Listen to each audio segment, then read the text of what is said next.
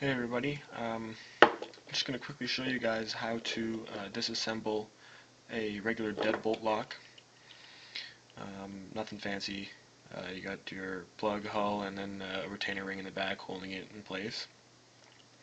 I've done most of the work ahead of time just so I can do this quickly and just illustrate what's the easiest way for you to do this without getting everything lost and mixed up.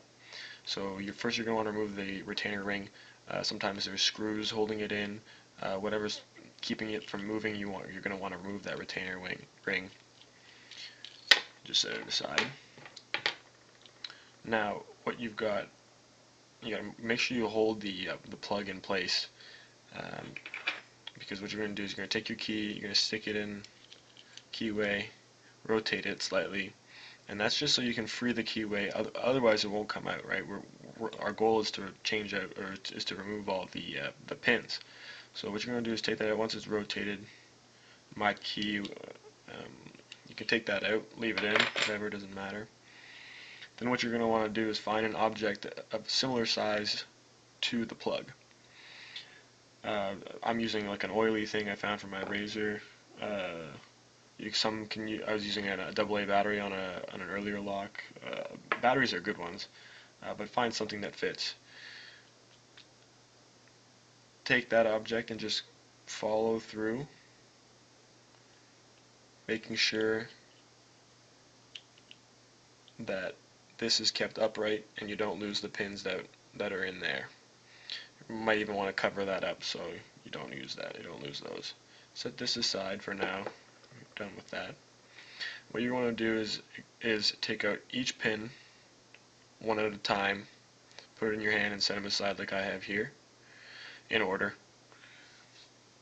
And once you're done with that, you can remove this piece here and make sure you do it with your hands there, because all the spring and the drivers are going to pop out there and just fly. So make sure you sort of catch them and just set them aside.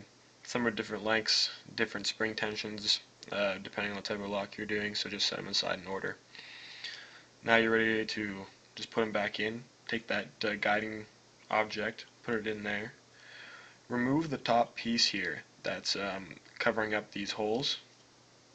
Sometimes you have to pry it off with a knife or something, and this exposes the holes here that the drivers and the springs go into. Take a look at these. This is kind of interesting how different how they're machined very poorly in most cases when it's a cheap lock. It'll illustrate in your mind which pins would be binding first. You might even want to write it down on the front of the lock, just so you know. For example, in this case, looks like one of the back pins binds first, number 6. Anyways, guiding piece goes in there. Throw the driver pin in the first hole, followed by a spring. Take that covering piece, just slide it in there. You're going to want to find something that can just tap down on that spring so you can cover it well, because it's not going to want to go in there. Come on, boy. There we go. Now, if you pried that off like I did, you're probably going to want to just crimp it back on, because that spring is going to want to push it off. Just use a pair of pliers or something. Alright, now take the plug, put your first pin in the first hole here. Take note which way you put it in there. Usually a beveled side goes down, but I mean, just make sure you've got it the right way. Rotate it slightly, cover it with your finger, poke it through there until it's through. Put the retainer ring back on.